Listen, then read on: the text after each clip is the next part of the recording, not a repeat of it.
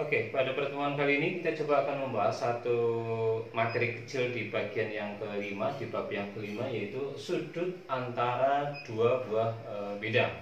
Oke, nah kondisinya seperti ini. Jika misalkan ada dua buah bidang yang saling berpotongan, katakanlah ini bidang U, sedangkan ini adalah bidang V.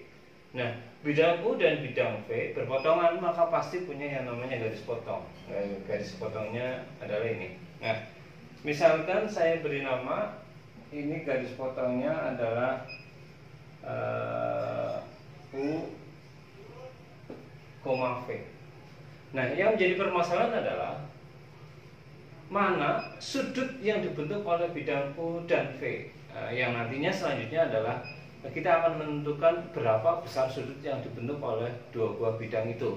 Nah, tentunya pada kondisi umum seperti ini kita hanya bisa menentukan mana sudutnya, di mana letak sudut antara dua bidang U dan bidang V ini. Nah, ada prosedur yang harus kita jalankan sehingga kita bisa menentukan di mana letak sudut secara tepat. Nah, langkah yang pertama adalah kita mengambil sembarang titik pada bidang U. Katakanlah titiknya adalah titik P, di mana P-nya terletak pada bidang U. Nah, melalui suatu garis, suatu titik P, di mana P-nya itu terletak pada satu bidang dengan U, V, yaitu keduanya pada bidang U, maka kita hanya bisa melukis satu dan hanya satu garis yang tegak lurus dengan U, V melalui P. Nah, saya contohkan garisnya adalah ini. Jadi kondisinya begitu, ya, dimana perpotongan antara garis ini yang berwarna biru dengan U, V, katakanlah Q. Nah, kita bisa mengatakan bahwa Q itu berada pada garis ini dan Q juga terletak pada U, V. Ya. Nah, karena Q terletak pada U, V, sedangkan kita juga bisa mengatakan Q terletak pada V, ya, maka kita juga bisa mengkonstruksi satu dan hanya satu garis yang melalui Q tegak lurus dengan U, V. Jadi kondisinya begini, misalkan, ya. Jadi saya untuk keperluan penyebutan maka saya mengambil sebuah titik di sana, ya. Nah, pada kondisi ini kita bisa mengatakan bahwa PQ itu tegak lurus dengan U, V.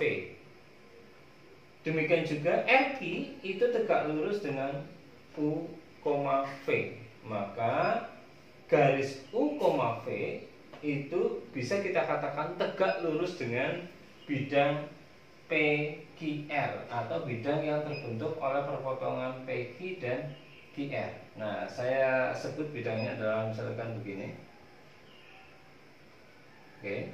Nah, bidang PQR yang tegak lurus dengan U, V itu kita sebut sebagai bidang tumpuan, ya. Jadi andaikan ini kita sebut sebagai bidang tumpuan, maka sudut antara bidang U dan bidang V itu terletak pada bidang tumpuan. Jadi mana sudutnya? Ini sudutnya, ya.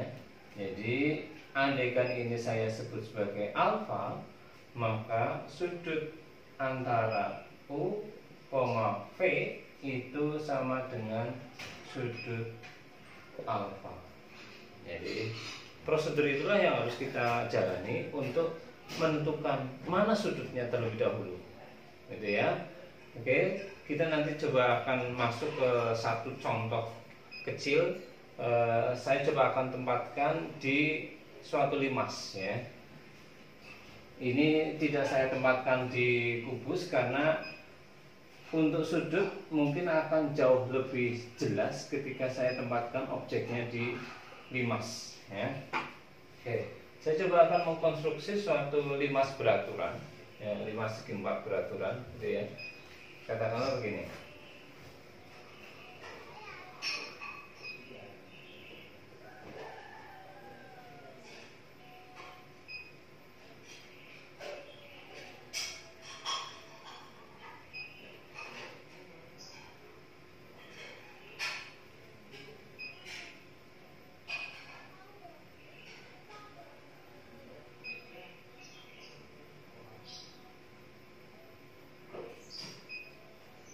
Oke.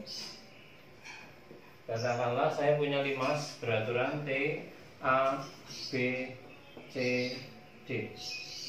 Gitu. Nah, yang mau kita coba tanyakan adalah sudut yang dibentuk oleh T, B, C, T, B, C, dan alasnya A, B, C, D. Itu mana?